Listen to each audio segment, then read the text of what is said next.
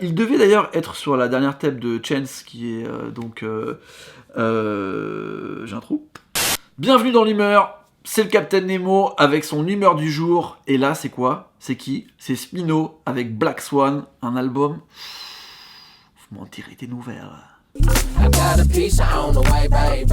I'm trying to lay, I bought a bouquet at a tree fire, and I'm feeling like we should duck away. Netflix and do say, and if I do say so myself, that that's a recharge. Alors Smino, c'est qui? C'est un jeune rappeur originaire de Saint-Louis, mais qu'on connaît surtout pour avoir travaillé avec la fameuse équipe de Chicago, le gospel rap, nanana, tout ce que vous voulez, avec donc Chance the Rapper et tous les gens qui gravitent autour de lui. Ça peut être Mick Jenkins.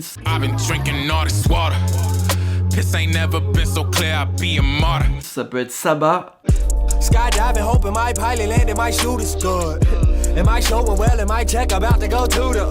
Qui a sorti son très bon album Bucket List l'année dernière, que je vous recommande aussi.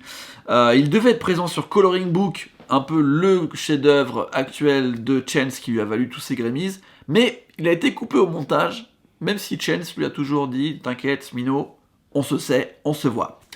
Parlons de cet album Black Swan qui vient de sortir. La différence avec donc toute cette scène de Chicago, c'est que déjà Smino est retourné à Saint-Louis et que à Saint-Louis, il a créé une super connexion avec Chicago, avec une équipe qui s'appelle les Zéro Fatigue. J'adore ce nom, Zéro Fatigue, ça me fait marrer. Dans lequel il y a que des artistes et producteurs super intéressants qui vont, à mon avis, lui amener une patte différente de ce que peut faire Chance, Vince, Vic Mensa et tous les potes, Mick Jenkins et tous ces gars-là à Chicago. Cette patte, je la définirais de, je sais pas comment dire, de la soul minimaliste, on va dire. C'est-à-dire, tout se passe avec son producteur, Monte Booker, qui, dans ses productions, travaille uniquement avec des petites touches. On dirait que le mec est en cuisine et qui joue avec des ustensiles, genre une casserole, un petit fouet, un petit batteur, tu vois, tac tac tac, et pouf, ça crée de la musique par petites touches synthétiques comme ça.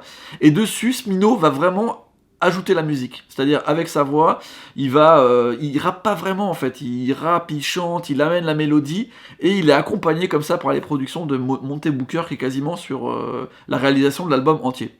Moi, ça me fait penser au niveau de la production et de l'univers à ce que pouvait faire Prefuse 73 au début fin des années 90, début 2000, avec un son comme ça très cut and copy, avec uniquement des tout petits samples, très musique électronique, très médium en fait, très dans les médiums au niveau des sonorités, et je trouve que ça apporte vraiment quelque chose de nouveau, même si Smino est vraiment dans le registre de Chance the Rapper, dans le registre de Mick Jenkins, enfin vraiment comme Chance on va dire, parce que Mick Jenkins qui a quand même une spécificité avec sa voix et tout. Donc là où il trouve vraiment son originalité, c'est dans ce travail avec les sons de Monte Booker, même si sur un album entier on va sentir des redites, il y a des moments où ça frôle le génie, il y a vraiment des morceaux, il y a un morceau que je voulais absolument vous citer, donc je vais vous le ressortir tout de suite, c'est Speed Shine.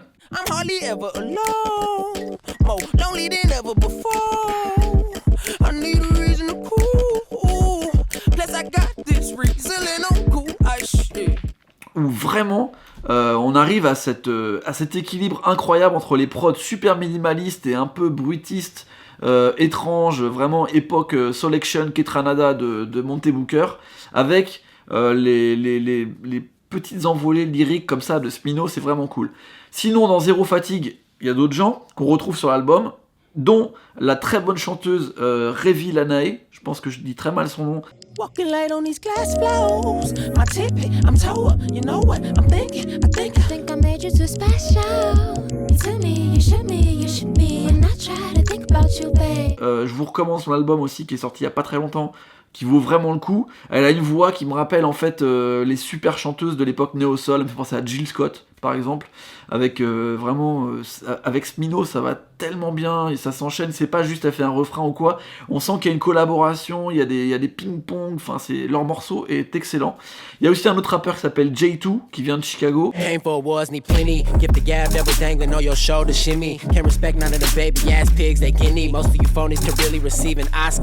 qui a aussi l'habitude de bosser avec Monte Booker, donc Tout est facile en fait, tout paraît très logique. Il y a aussi un mec qui s'appelle Barry, qui est aussi très proche de cette équipe de Zéro Fatigue.